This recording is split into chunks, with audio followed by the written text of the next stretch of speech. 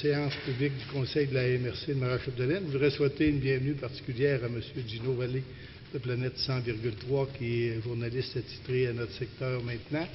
Alors, M. Vallée, bienvenue chez nous et espérons que vous allez faire longue carrière. Alors, tout le monde a reçu son projet d'ordre du jour. Alors, à l'ordre du jour, si vous allez au point 4.6, vous allez le rayer. À autres sujets, à 6.1, travaux d'arpentage, véloroute et sondage de sol. 6.2, travaux d'entretien Père-Chiquette, ruisseau Père-Chiquette. Et 6.3, dont Bouge pour la Croix-Rouge. Et il y aurait peut-être un petit point à rajouter dans le procès-verbal 3.3, donc on l'ajouterait à 3.4. Sommaire exécutif, on a oublié de l'inscrire. C'est qu'on a pris depuis une couple de séances l'habitude là, de revenir sur le procès-verbal en mentionnant qu'est-ce qui a été réalisé et pas réalisé au cours du dernier mois. Alors, ça vous va comme ordre du jour? Une proposition serait dans l'ordre? Je vous en fais la proposition, M. Boivin. Merci, M. Hébert. 3.1, dispense de la lecture des procès-verbaux. J'en fais la proposition, M. le Préfet. Merci, Yvan. 3.2, adoption du compte-rendu du comité plénier du 23 juin. J'en fais la proposition, M. le Préfet. Merci. 3.3, adoption du procès-verbal de la séance ordinaire du 8 juillet. J'en fais la proposition, M. le Préfet. Merci, M. Quentin. 3.4, sommaire exécutif, M. Dubé. Oui, M. le Préfet, parmi tous les points que nous avons traités lors de la séance du 8 juillet, un seul demeure en suspens, le nettoyage autorisé avec les deux autres MRC, là, le nettoyage de la rive ouest de la rivière Périboncourt, où notre interlocuteur a disparu dans la nature. On n'a pas eu d'autres nouvelles, donc, suite au contrat qu'on était prêt à lui accorder. Parmi les éléments les plus importants qu'on a traités, il y a l'adoption d'un règlement de remplacement concernant l'autorisation de construire dans des îlots déstructurés, un dossier qui est encore chaud, M. le Préfet. Achat autorisé pour la somme de 6 995 auprès de gesteurs experts en gouvernance documentaire pour tout notre système d'archivage. Une marge de crédit de 3,7 millions auprès de la Banque de Montréal pour le financement des travaux de réfection de la piste cyclable. On a également la prise en main graduelle des activités du CLD, donc la gestion du fonds local d'investissement qu'on récupère, on répétait chez nous, et également le fonds local de solidarité qui était précédemment géré par le CLD, qui dorénavant va l'être par la MRC. C'était les principaux points, M. le Préfet. Merci. Ça va pour tout le monde? Alors, il n'y a pas de proposition à prendre. Législation, administration, 4.1, ratification des comptes. M. Biron. Oui, après avoir fait la vérification des comptes avec M. Côté et M. Quentin, on n'a décelé aucune anomalie. On a pris l'argent dans différents fonds. Dans le fonds de la MRC, 92 125 $. Dans le fonds de la Véloroute, on est la MRC mandataire à 5 976 $. Dans les TPI, 58 745 $. Dans les TNO, 140 484 $. Gestion foncière villégiature, 3 883 $. Ruralité, 630 $ pour un total de 307 843 $. J'en fais la proposition, M. le Préfet. Merci. Ça va pour tout le monde. Ça a été révisé. On s'est rendu à 4.2, formalités administratives visant à se conformer aux dispositions législatives de la loi 28 qui a aboli les centres locaux de développement. Alors, naturellement, il y a une liste de choses à faire pour tomber dans les légalités chez nous. Je vous rappelle que ce sera au 31 décembre prochain où le CLD sera complètement intégré à la structure de la MRC. Alors, pour ça, pour avoir les derniers paiements, etc., il faut, selon la loi 28, faire l'acceptation de la reddition de compte du CLD Marie-Chapdelaine pour les années 2014 et 2015. Donc, s'entend que c'est, M. Dubé, c'est la date, là, en date d'aujourd'hui, ou en date du 31 mars 2015, pour la reddition de compte.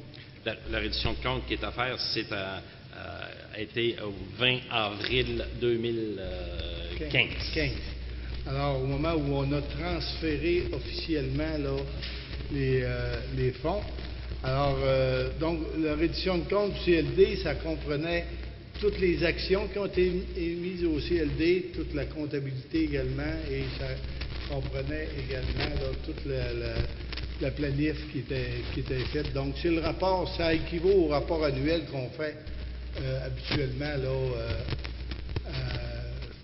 au printemps qu'on faisait ça, mais là, comme le CLD arrête ses activités, il fallait le déposer. Et il va être déposé, ce même rapport-là, aux membres du CLD, aux administrateurs du CLD, lors de l'Assemblée générale annuelle qui va mettre fin à l'ensemble des activités du CLD. Donc, ça prendrait une proposition pour accepter cette reddition de compte. Je vais faire la proposition, M. Boivin. Merci, M. Savard. Et 4.2.2, c'est un peu la même chose, l'acceptation de la reddition de compte du pacte rural 2014-2019. Donc, on sait que le gouvernement avait renouvelé le pacte rural. Maintenant, avec la loi 28, il décide d'y mettre fin, de transférer cet argent-là dans ce qu'on appelle le Fonds de développement du territoire. Donc, ça vaut la même chose que le CLD. Donc, il fallait faire une reddition de compte au moment où on a transféré ça à la même date là, que les activités du CLD, les fonds du CLD. Donc, toute la partie, naturellement, 2015-2019, dans le plan qui devait se faire, sera jamais réalisée. Elle va être réalisée sous une autre forme à l'intérieur de la structure MRC, où c'est la MRC maintenant, à partir de son fonds de développement du territoire, qui va dire quelle est la portion. Nous, on a reçu là 1,200 quelques mille, 237 000 ou 137 000, là, qui va... Hein, 137? 131, 137. Alors, on va prendre cet argent-là, on va dire, bon, pour fonctionner le CLD, la portion économique, on a besoin de ça. Fonctionnement du MRC, on va avoir besoin de tant d'argent. Fonctionnement de la ruralité, qu'est-ce qu'on va privilégier? Les agents ruraux, un ou deux agents ruraux, les projets, etc. Donc, ça va être à partir de ce 1 137 000 là, à peu près, là. Donc, ça prenait une résolution pour faire cette reddition de compte-là pour partir en neuf. Donc, ça prendrait une proposition. Je vais faire la proposition, M. le Président. Même chose, le gouvernement nous oblige à faire un comité politique qui, chez nous, sera supporté par 2 comités techniques. Donc, pour fixer un comité politique qui va fixer les priorités annuelles d'intervention 2015-2016 et la formation d'un second comité qui va répondre aux autres exigences du Fonds de développement du territoire, du FLI, du Fonds local de solidarité qui nous provient de la FTQ, là, du syndicat. Donc, les règles d'attribution, etc. On a déjà tout ça, mais pour le confirmer, comment est-ce qu'on va confirmer notre façon de faire ce soir? Ben, il faut autoriser la constitution d'un comité politique qui sera supporté par ces 2 comités techniques-là, qui va faire les recommandations au Conseil de la MRC. Ce qu'on sait, c'est qu'on a toujours dit qu'en intégrant le CLD, on ne pénaliserait pas nos entrepreneurs, notre milieu socio-économique. Donc, la MRC va prévoir une structure pour analyser les projets provenant du monde des affaires, va privilégier une structure d'analyse de projets dans le développement des ressources qui commence à être très important. Donc, pour être équitable, puis pour être aussi, je dirais, hors de tout soupçon, on va intégrer, c'est là qu'on va intégrer des membres de la société civile aux élus dans ces comités-là formés à la loi 28. Et quand ces 3 propositions-là vont être faites, on va pouvoir avoir, de la part du gouvernement, les sommes prévues aux ententes. Je vais faire la proposition, M. Boivin, très belle explication. Oui, je suis forcé. Absolument. Ça m'est venu sur l'inspiration du moment. Ça m'arrive. 4.3. Autre risque potentiel intégré au schéma de risque en matière de sécurité incendie. M. Dubé. Ah, M. Bouchard. Je vois que vous avez le micro. Oui, en fait, on se souvient que le schéma de risque en sécurité incendie a été agréé et adopté là, le 27 septembre 2005, il a été agréé par le ministre de la Sécurité publique. Toutefois, là, actuellement, nous sommes dans le processus de révision, toujours en vertu de la loi. Et les municipalités, la MRC qui a un mandat de planification, peut, suite à des diverses discussions des deux comités de sécurité incendie, secteur Est et de la Rive-du-Géant, la MRC ou le monde municipal peut obtenir l'exonération de toute responsabilité. Toutefois, il faut identifier les autres secours qui peuvent bénéficier de l'exonération. Donc, ce soir, suite aux recommandations des deux comités de sécurité incendie, il y aurait lieu d'ajouter la désincarcération automobile, le sauvetage sur glace, le sauvetage sur plan d'eau, le sauvetage en espace clos, de même que l'évacuation médicale en forêt, notamment là, concernant les véhicules en route tels que VTT et motoneige. Alors, ce qu'il faut dire aussi, c'est que, dans le fond, ça ne rajoute rien, on le faisait déjà. Sauf qu'il faut le déclarer et l'inclure dans notre schéma incendie révisé pour être certain d'avoir l'espèce d'immunité là, s'il arrivait quelque chose. Donc, ça veut dire aussi que nos deux organisations vont prévoir les mécanismes et les responsables dans chacun des services incendies pour assumer ces fonctions-là avec les équipements nécessaires. Mais ça ne veut pas dire que parce qu'on va sur un plan d'eau, qu'on va acheter un paquebot. Là. Ça peut être de la chaloupe de 14 pieds aller à celle de la Sûreté du Québec. Donc, c'est eux qui vont choisir les équipements nécessaires pour notre milieu et selon la capacité de payer de nos citoyens. Alors, ça prendrait une proposition pour accepter ça. Je vais en faire la proposition, M. le Préfet. Merci. 4.4, programme d'aide à l'amélioration du réseau routier municipal, PAARRM, à l'égard de la collectivité de Sainte-Élisabeth-de-Prou. Donc, il y a eu une nouvelle façon de procéder au niveau de notre député qui, après analyse, a pris l'enveloppe globale et a décidé d'un peu de modifier les critères, parce qu'avant, les critères étaient... ça avait toujours été pour certaines municipalités 10 000 $. Historiquement, tu donnais 10 000. Alors là, ils sont aperçus qu'il y a des municipalités qui en auraient peut-être plus besoin que d'autres, etc.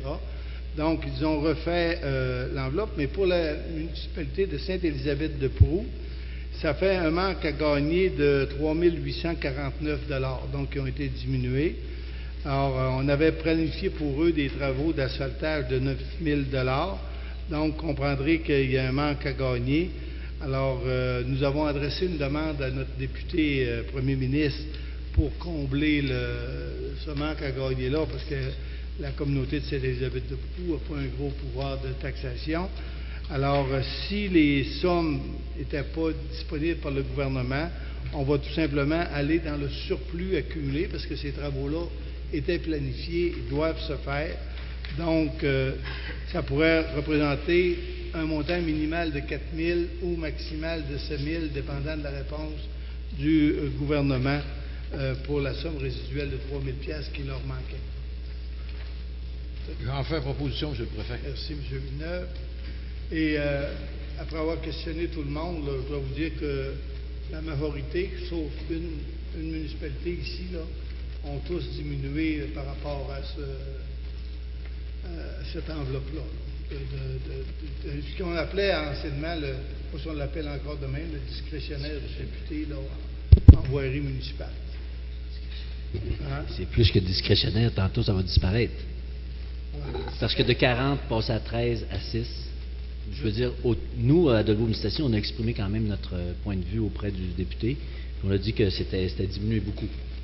Vous êtes passé de 40 à 6? Bien, il y a 7 ou 8 ans, on m'a dit, moi, dans les livres, de 40 000. Il y a 3 ans, c'était 13 000. Nous, on est rendu à 6 000. Alors, comme je vous donnais en privé, c'est que nous, une entrée charretière, ça coûte 6 000. On a 485 km de route. C'est très discrétionnaire. Bon, si tout le monde a diminué, c'est parce que notre enveloppe est partie ailleurs. Probablement. Bon. OK, on s'est bien compris. Donc, ça prendrait une... c'est fait la proposition, c'est M. Villeneuve. Hein? Appui à plusieurs MRC du Québec concernant la mise en œuvre du Fonds de développement des territoires. Alors, c'est des inquiétudes qu'on avait. On a eu, il y a plusieurs municipalités régionales de comté qui nous ont envoyé ça. Vous savez qu'on est en train de signer le nouveau pacte fiscal.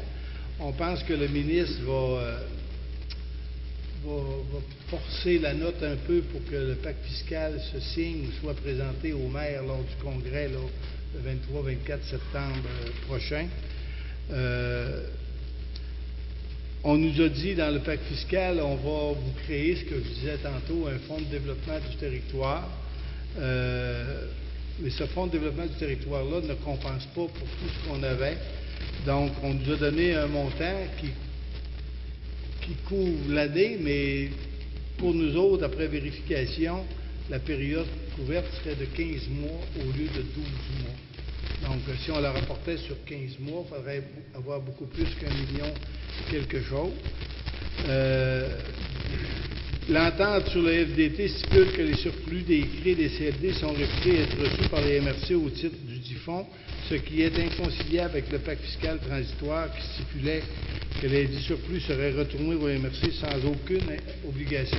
Quand on va liquider la CRE, il va y avoir entre 3 et 4 millions d'actifs à se séparer, de l'argent et l'édifice qu'on va vendre. Maintenant, comment on va la séparer? Si on la sépare et que l'argent vient dans nos fonds, nous, on croyait qu'on serait libre de les utiliser comme on voulait, mais maintenant, on nous oblige à le mettre dans le FDT puis à le dépenser dans une certaine, ou l'investir dans une certaine période. La première période qui avait été choisie, c'était impossible au 31 mars 2016. C'est impossible d'investir tout cet argent-là dans des projets considérant la période hivernale. Donc, il est inconcevable de demander au MRC de dépenser cet argent-là comme ça. L'entente stipule que certaines dépenses d'administration sont non admissibles, ce qui va à l'encontre des principes de souplesse. Donc, on nous avait dit, vous allez en faire ce que vous voulez. Maintenant, les critères apparaissent tranquillement dans le FDT. Alors, ce qui est un peu plus compliqué pour les MRC. Donc, nous, on dénonce ça avec d'autres MRC. Donc, ça prendrait une proposition pour envoyer. Et nous, on va envoyer copie conforme, naturellement, à notre député. Vous en faites la proposition, M. le Préfet? Merci. Donc, naturellement, la proposition de la MRC de Verchères, on va l'adapter à notre réalité, à nous autres. J'en ai fait un résumé. 4.6 est annulé. Modernisation des rôles d'évaluation, M. Bouchard. Oui, en fait, du côté des rôles d'évaluation, il y a environ 2 ans, le gouvernement du Québec, par l'entremise du ministère des Affaires municipales et à partir de la loi de la fiscalité municipale, a demandé à rehausser les normes au niveau notamment au niveau de la modernisation des rôles. Ça a eu un impact au niveau de la facture qui est transmise par la suite aux municipalités locales sous forme de code-part. Donc, l'objectif ce soir, ça serait de faire en sorte de dénoncer le fait que de plus en plus le gouvernement du Québec rehausse les normes, les responsabilités au niveau des municipalités, ce qui se traduit toujours par une facture. Et copie de cette résolution-là pour être transmise à la Fédération québécoise des municipalités qui est le vis-à-vis un petit peu lorsqu'il y a des négociations. Fait que, on peut citer les normes en sécurité incendie, au niveau des matières résiduelles, la loi de la qualité de l'environnement, etc. Fait qu'il y a un impact sur la facture des citoyens. Donc, on demande au ministère de rembourser les surplus que ça nous occasionne. Donc, c'est proposé par... J'en fais la proposition, M. le Préfet. Merci, Mme Francine. 4.8, M. le maire de Péribonca. Oui, c'est une demande d'appui. On a fait la même demande au Riverain 2000, à l'Association des Riverains de Vauvert, à la ville de Dolbeau, et maintenant à la MRC, pour que Rio Tinto vienne réparer le chemin qu'ils ont démoli en 2014-2015, quand ils ont rechargé la route de Vauvert. On l'a rencontré, le comité des berges, là, on a rencontré Rio Tinto, puis ils n'ont pas l'air d'être en faveur. On parlait de 5 sites, nous, puis ils nous ont demandé de nous donner un montant par un entrepreneur. Ça s'élevait à 100 000 $. Puis eux, ils disent c'est pas à nous à rembourser ça, c'est des chemins, on paye des droits de passage.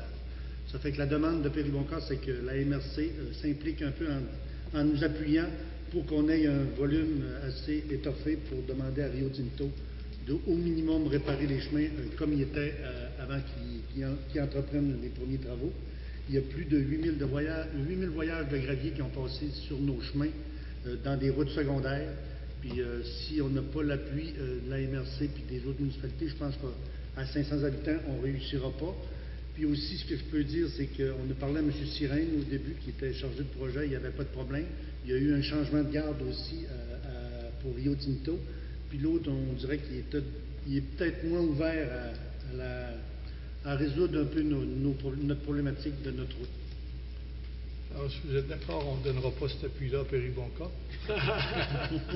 Alors, non. Je retire mes paroles que vous avez bien interprétées. Ça prendrait une proposition si on est d'accord. Alors, Tout le monde Monsieur le appuie Préfet, la municipalité. je vais en faire la proposition avec plaisir d'appuyer Péribonca dans cette démarche-là.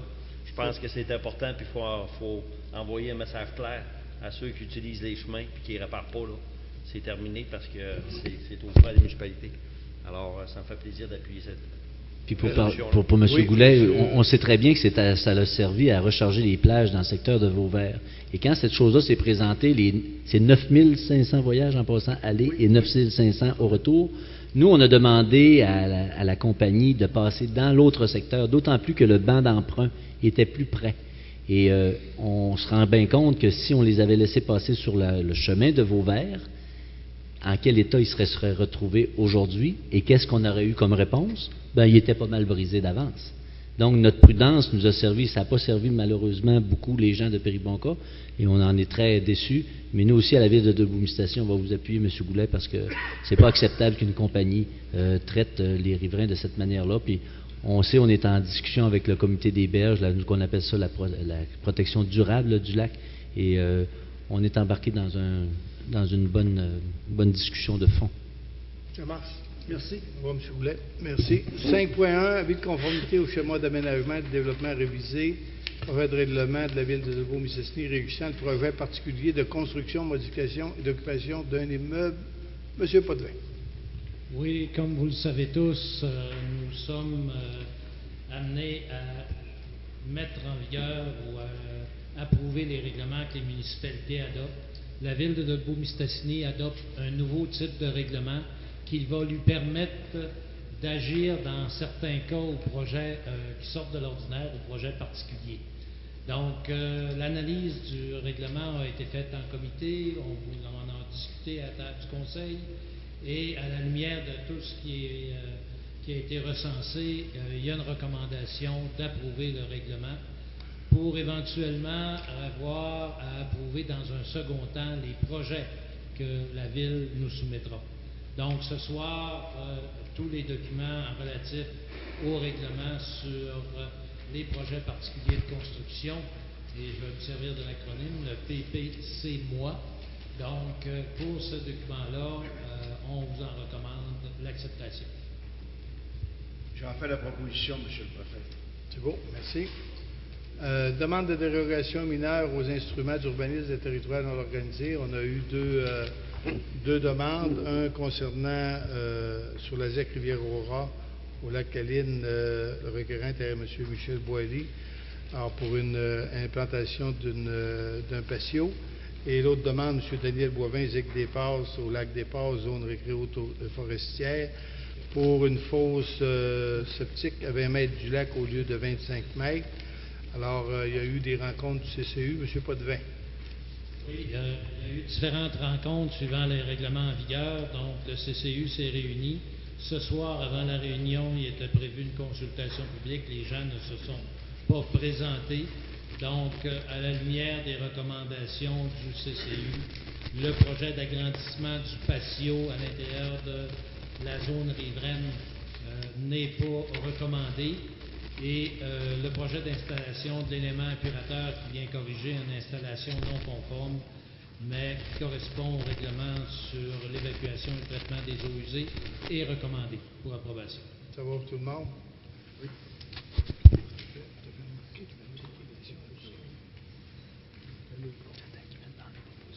Ça va? C'était proposé? Non, j'attendais que vous me fassiez la demande. Oui. Alors, je vous en fais la proposition, Monsieur le Préfet élu. C'est bien, merci. Intervention dans les cours d'eau, branche numéro 5 du cours d'eau Simard. Oui, vous vous rappelez que la MRC est gestionnaire de l'écoulement des cours d'eau. Donc, nous recevons différentes demandes de la part d'agriculteurs en particulier pour faire des travaux normalement là, de creusage ou de réaménagement des cours d'eau. Une des premières étapes consiste à faire l'arpentage pour éventuellement vérifier quels sont les niveaux existants par rapport au niveau planifié.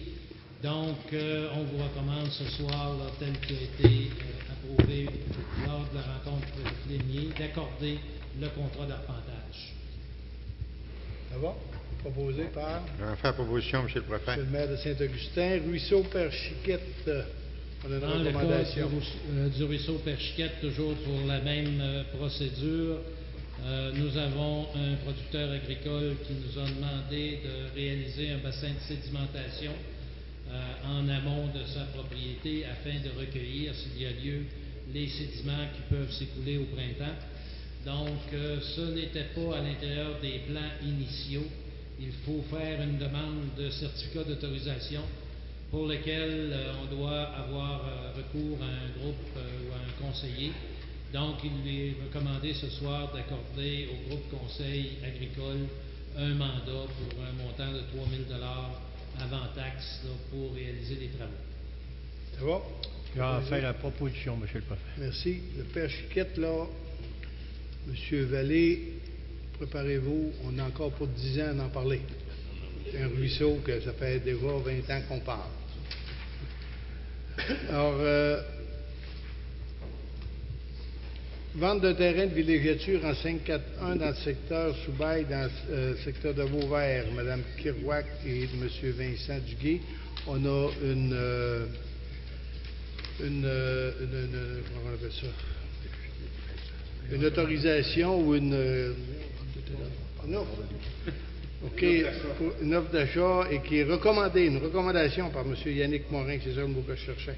Une recommandation en aménagement du territoire et urbanisme, M. Morin, donc au montant de 100 003 $ au taux de 31,29 du mètre carré pour une superficie de 3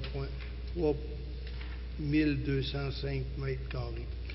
Alors, ça a été, tout a été vérifié. Alors, ça prendrait une proposition pour lui faire l'offre. Oui, je vais en faire la proposition, M. Beauvais. Alors, vous voyez que les prix là, dans le secteur Vauvert, quand même assez dispendieux.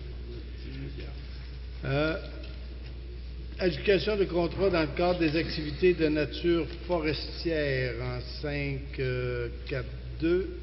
On a-tu la liste, mais je n'ai pas de vin? Oui, ben, on est allé en appel d'offres tel qu'on vous a présenté lors de la dernière séance. Nous avons des travaux en récolte, des travaux en transport et d'autres travaux par rapport à la préparation là, ou à des classes commerciales.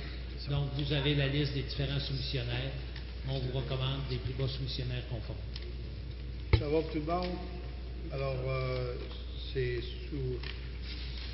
La problématique, c'est toujours celle de vendre du bois. Fait que c'est pas facile. Alors, parce qu'il y a différentes essences, il faut que les bonnes essences, mais je pense qu'avec M. Dubé et M. Gauthier, là, il se fait un bon travail dans ça pour en arriver à ce que la MRC puisse faire ses opérations sur les TPI et que ce soit rentable. Donc, ça prendrait une proposition. En fait, la proposition, M. le Préfet. M. Biron, merci. Fonds de développement territorial et ressources. Alors, vous savez tout bon que la MRC Marie-Chapdelaine est une des seules à avoir créé un fonds territorial des ressources.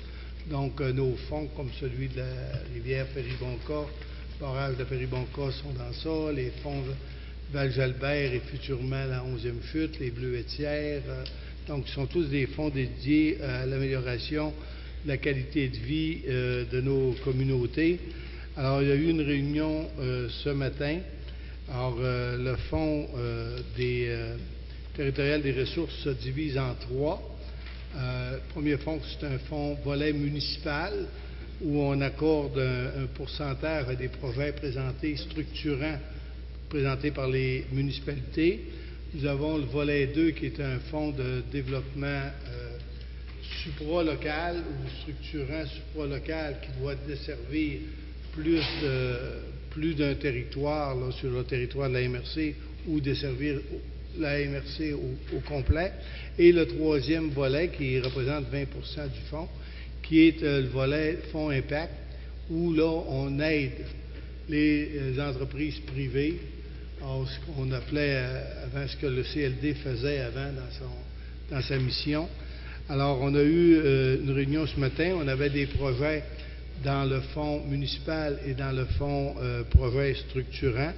Maintenant, on s'est entendu sur une définition d'un projet structurant qui étant un projet d'infrastructure publique ou d'étude préalable à un projet d'infrastructure publique en conformité avec les planifications stratégiques de la MRC, présentant un caractère d'unicité servant l'ensemble de la collectivité de la MRC ou une partie significative des municipalités de la MRC et ayant une portée économique ou un effet très significatif sur la vitalité économique du territoire.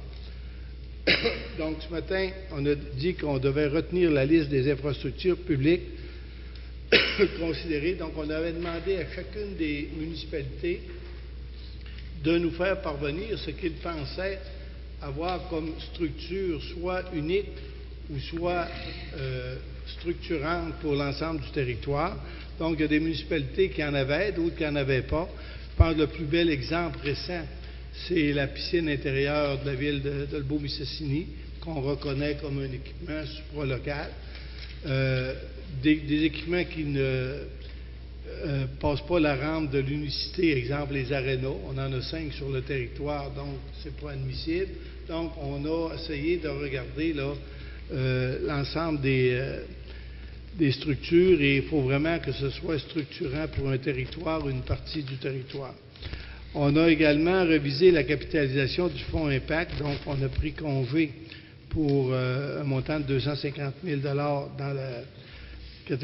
le fonds Impact et on a considéré aussi que l'aide provenant des coûts de projet dans le volet structurant serait de 20 du projet jusqu'à concurrence de 1 million. Alors, c'est pour ça que dernièrement, là, dans le journal Le Quotidien, il y avait, M. le maire avait dit, bon, ben, la MRC est prête à nous soutenir pour 1 million parce que c'est 20 ou jusqu'à concurrence d'1 million. Et comme c'est un projet d'une douzaine de millions, ben, le montant était atteint. Il y en a d'autres comme ça aussi. Donc, on a analysé nos projets. La municipalité de Girardville, dans son volet local, va bénéficier d'une aide financière de 60 000 pour la transformation d'un édifice sur son territoire. M. Perrault, vous pouvez donner l'explication parce que ça va être transformé en... On va relocaliser le gymnase dans un ancien garage de mécanique là, qui a été désaffecté, que la municipalité s'était portée acquéreur là, pour les taxes il y a 2 ans. Exact. Donc, c'est une aide d'appoint. Okay? C'est sûr que ce 60 000-là, il fait des petits parce que ça va coûter plus cher que ça. Là. Accepter aussi une aide financière de 50 000 au projet du club nautique de Dolbeau-Mistassini. Ça, c'est conditionnel à ce que le DEC Canada mette sa part et que la Ville mette la part. C'est toujours comme ça dans tous les projets, de toute façon. Alors, 50 000 $ qui représentent 20 du total. Accepter également le reversement d'une aide financière de 37 740 du Fonds de projet structurant pour l'étude de préfaisabilité du projet Lumenbras à Normandin. Donc, on s'est servi du pourcentage 20 sur ce qui était demandé. Mais ça, c'est pris dans le fonds des projets structurants, donc volet 2. Donc, la municipalité, la différence aux 50 000, peut aller chercher dans le volet 1 qui est libre à elle. Ce projet-là étant accepté, c'est sûr qu'il passe la rente dans le volet 1. Et on a suspendu la demande du Parc des Grandes Rivières pour l'aménagement de terrains de camping rustique parce que on pense qu'on pourrait trouver d'autres programmes à l'intérieur de nos fonds pour réaliser ces sites de camping sauvages-là dans le parc régional des Grandes-Rivières. Alors voilà l'étude qui a été faite ce matin, et c'est sûr qu'en comité plénier, on a eu la chance d'élaborer beaucoup plus là, sur les projets structurants, les caractères d'unicité, etc., pour que tout le monde comprenne bien que la MRC n'est pas là pour couper des projets dans les milieux, mais favoriser l'implantation de projets. Donc, on peut étirer l'élastique, mais on ne veut surtout pas qu'il casse. Alors, ça prendrait une proposition, si vous êtes d'accord avec ces orientations-là qu'on a prises ce matin. J'en fais la proposition. Merci. Autoriser l'accord de granulat MG20 sur le territoire non organisé. M. Potvin. Oui, pour faire l'entretien du lien entre le chemin Beauwater et Saint-Ludger-de-Milo, à l'occasion, nous sommes obligés de recharger. Un programme avait été planifié dans le but de recharger différents endroits problématiques. Nous sommes allés en appel d'offres auprès de différentes entreprises. Nous avons retenu les deux plus bas soumissionnaires qui sont Transport Doucette et Fils pour les kilomètres 0 et 4. En fait, c'est les plus rapprochés du lien ou du chemin communément appelé le chemin Beauwater. Et pour les kilomètres de 5 à 25, nous avons retenu Jean-Marie Maltais et Fils, là, qui a fait les meilleures offres, soit 9,75 $ dans ce cas-là et 9,95 $ pour Transport Doucette. Ça va? Alors, chemin Beauwater, proposition. J'en fais la proposition, M. Boivin. Merci. Débourser de la société pour la Société de gestion du parc régional. M. Gobin nous fait la demande du 4e versement sur une possibilité. Son choix, c'est marqué 4. Oui, parce qu'on a eu deux premiers versements, un 10 000, un 40 000. Ah, OK. Mais c'est pour sur ça que le lui, il appelle troisième ça. versement. Donc, ce serait le 3e versement au montant de 50 000 $.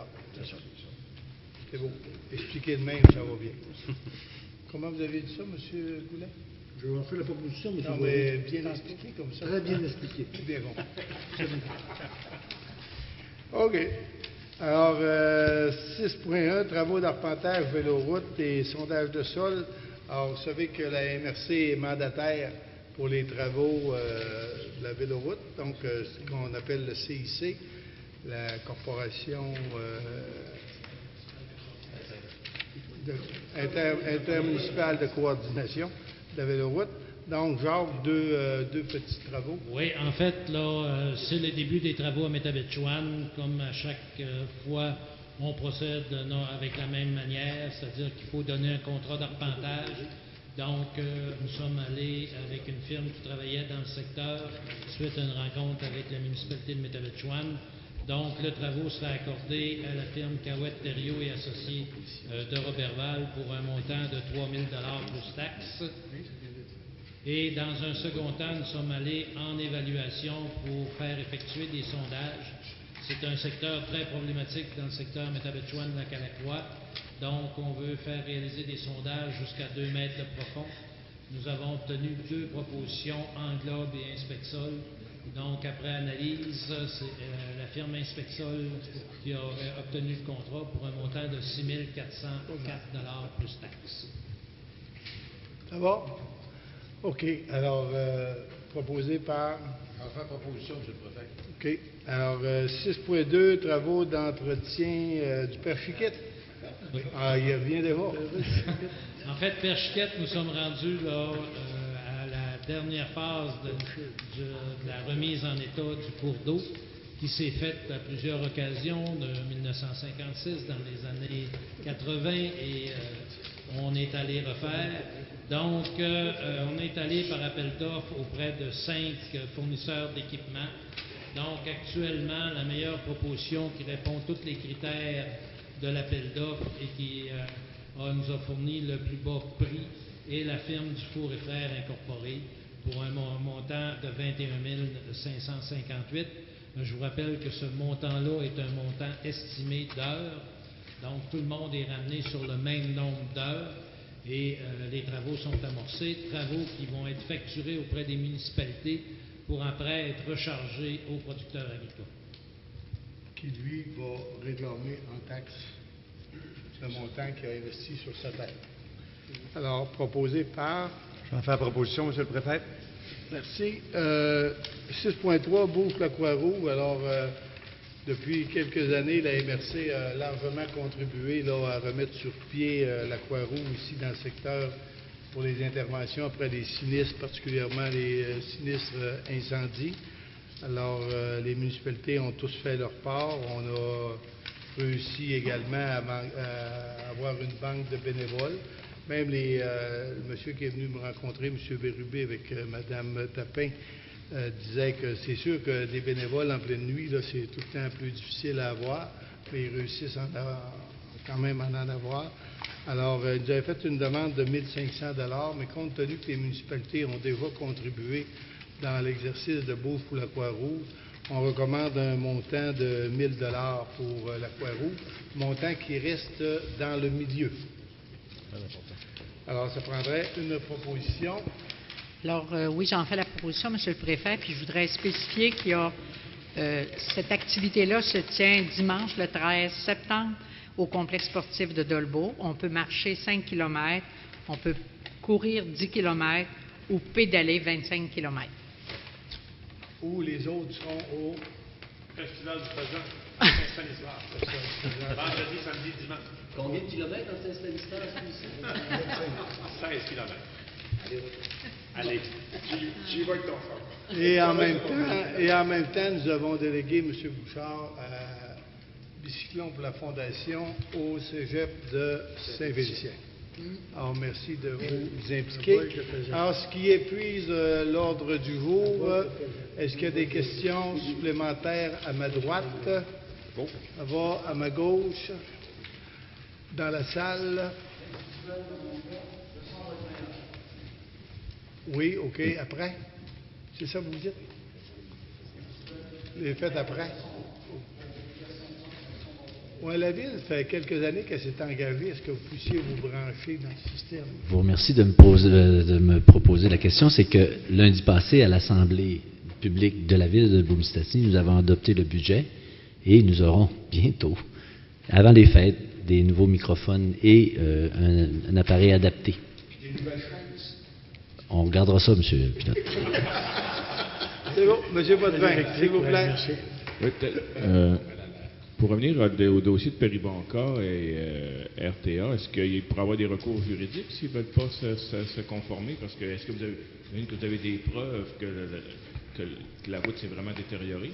Oui, absolument. Puis eux aussi sont venus dans l'hiver. Puis c'est sûr qu'il y a eu un redout début décembre. Ils ont continué les travaux jusqu'à temps qu'un moment donné, les camionneurs disent que c'était des routes impraticables. Là, ils ont arrêté à peu près une semaine, mais ils ont recommencé quand le froid est revenu. Puis on pense qu'il a passé plus de 8000 voyages dans une route. Puis ils nous disent que la route n'était pas en bon état. Nous, ce qu'on disait, c'était du trafic non lourd, dans le fond. Puis il y a des périodes pour transporter qui n'ont pas respecté. On a des preuves à l'appui. On va avoir aussi des lettres d'appui concernant notre demande. Puis après ça, on a un comité aussi, le comité des berges, qu'on est en train de travailler avec eux concernant le niveau maximal de l'eau, du bassin. Et nous, on pense qu'on est en bonne et due forme d'avoir au moins ce qu'on avait arrêté. Nous, on demande rien de plus. On demande que la route soit avant les travaux. Parce que vous savez qu'on ne rendrait pas justice, exemple, aux citoyens qui sont affectés par la stabilisation des berges. Péribonca pourrait décréter qu'il n'y a pas de transport lourd sur ces chemins, comme Dolbeau-Mistassini l'a fait le secteur de Vauvert. Alors, ils ne pourraient pas se rendre dans le secteur, exemple, de Vauvert. Alors là, ce qu'ils nous répondent, c'est, regarde, si vous ne voulez pas qu'on passe, il n'y aura pas de travaux. Donc, on ne veut pas en arriver dans une espèce de cul-de-sac qui va être stérile et irréconciliable entre les deux parties. RTA et plus spécifiquement Alcan, à l'époque, c'est toujours bien entretenu avec les municipalités quand c'était le temps de passer sur les chemins municipaux. L'engagement était ferme, car je passe, j'entretiens pendant que je passe et je remets le chemin en état. Alors, c'est ce qui n'a pas été fait dans le secteur de Péribonka. Là, il y a des divergences tant qu'à la qualité des réparations à faire et la quantité, mais on n'a pas d'espoir que RTA va comprendre la situation de Péribonka, que ce n'est pas elle à assumer seule tous ces passages de camions-là. En plus, Louis, la journée précise, c'est la journée où le boulevard panoramique a cédé. C'est cette journée-là. Il y avait eu un redout. Je me rappelle, M. Boivin et moi, on était dans une réunion du côté du Saguenay ou quelque chose comme ça. Quand les téléphones ont commencé à arriver en disant que la route s'était effondrée, bien, c'est exactement la même journée que ce camionnage-là a poursuivi. Alors, c'est pas la municipalité qui est fautive, là. Comment qualifiez-vous, justement, parce que vous l'avez peut-être un peu évoqué, les relations avec RTA? Hier, c'était le maire de Roberval qui en faisait état au conseil de ville pour un autre dossier. Ça semble de plus en plus compliqué de négocier avec RTA. Est-ce que vous constatez ça? Ben, on sent que, d'abord, c'est pas le même monde qu'il y avait à l'époque de RTA. On sent qu'il y a eu, puis même eux autres, ils disent, il y a eu comme une espèce de temps là où la communication avec les citoyens était beaucoup plus facile qu'elle l'est aujourd'hui. Les consultations également des riverains étaient beaucoup plus faciles. Maintenant, il y a eu une période où ils ont diminué les budgets et en diminuant ces budgets-là, ils ont resserré également les communications où ce qui faisait beaucoup d'approches citoyennes. On avait M. Godin là, qui était disponible à tous les jours, si tu voulais qu'ils viennent te rencontrer pour t'expliquer, etc. Il y avait le programme de stabilisation des berges Alma. Ces gens-là étaient très disponibles. Donc là, on sent qu'il y avait eu un resserrement au niveau du budget, parce qu'on parle de 3 millions d'investissement, alors qu'à l'époque, c'était 10 millions minimum par année. Alors, ils ont tous diminué ça, ils ont changé leur monde et les façons de faire également. Et c'est là que les gens, en tout cas pour le voir dans un comité de suivi des berges, les gens ne se retrouvent plus dans la collaboration d'RTA. Il y a de la bonne volonté, par contre, de RTA de revenir à ce que c'était, mais les gens sont demeurés craintifs et plus difficiles d'approche parce qu'il y a eu justement des erreurs, des promesses ou des travaux qui n'ont pas été satisfaisants à la demande des riverains. Alors là, ils sont en réconciliation en vue du prochain décret et c'est plus difficile. Et même on fait des réunions et les gens nous le disent. L'approche est plus difficile et il y a eu des erreurs de comme si vous n'êtes pas content, faites-le vous-même. Si ça ne fait pas votre affaire, on ne le fera pas pantoute. C'est des réponses un peu dures pour que les gens n'acceptaient pas ça. Là. Puis il faut penser aussi que autour du lac Saint-Jean, la clientèle n'a pas nécessairement changé, mais a vieilli. Alors, les gens qui sont autour, quand on fait des réunions, là, des têtes blanches, là, c'est quasiment la majorité. Alors, ces gens-là ont pris leur chalet comme résidence permanente. Et cet automne, au lieu de déménager comme en fin de semaine, là, ils seraient déménagés chez eux, puis là, ils reviennent quasiment plus à leur chalet. Là, ils sont encore dans leur chalet toute l'année, toute l'automne. Et quand arrive la période des grands vents, bien, ça vient fesser dans la vitrine, puis le monsieur, il se berce dans la vitrine. Fait qu'il est beaucoup plus au courant de ce qui se passe sur le lac. Avant, je dirais qu'il constatait les dégâts quand il revenait au printemps. Mais là, il les constate en train de se faire. Et c'est pour ça que la dynamique a complètement changé.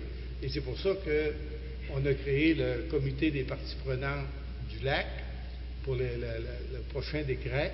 Puis on est à l'écoute des riverains puis de tout le milieu pour essayer de... Ça donne suite aux dernières consultations citoyennes qui ont eu lieu à Roberval, un peu partout au mois de novembre dernier. Semblerait-il qu'il continue à y avoir des problèmes parce qu'il y a plusieurs personnes des riverains qui étaient venus faire part de leurs inquiétudes. On dirait que ça a été juste un exercice de communication d'attitude, puis il n'y a pas eu de suivi. Moi, je vous dirais, il y a plusieurs choses qui se font là en parallèle. Le programme de stabilisation des berges continue. Parallèlement à ça, ils sont en consultation citoyenne par rapport au futur décret. par rapport aux études d'impact. Et rappelez-vous que le milieu lui-même a créé, parallèlement à ça aussi, un comité que nous on a appelé Comité des parties prenantes des berges du lac. Et Rio Tinto, lui, parle beaucoup de programmes de stabilisation des berges, mais nous, les riverains et les municipalités, on va beaucoup plus loin que ça. On veut que le décret nous parle de niveau du lac, on veut que le décret nous parle de gestion du lac, etc. Donc, vous voyez que ça monte tranquillement vers le décret. Est-ce qu'on va arriver en haut ensemble ou séparés, opposés? On ne sait pas. Mais chose certaine, les préoccupations des riverains ils ont changé, puis on est au courant de ces préoccupations-là. M. Goulet, vous aviez parlé de 100 000 je pense, l'évaluation des travaux. Oui, ils nous ont demandé une évaluation, puis on a un contracteur qui est allé sur les lieux, sur 5 sites. On parle de 100 000 Eux, à la rencontre qu'on avait eue, ils parlaient seulement de 3 sites, puis ils étaient cavalièrement opposés à réparer notre chemin, pouvant témoigner à M. le préfet et M. Hébert. Ça va tout le monde? Merci beaucoup. Levé de l'Assemblée, M. Tremblay. Non. Ah, c'est Mario Fortin. Oui, on va le proposer.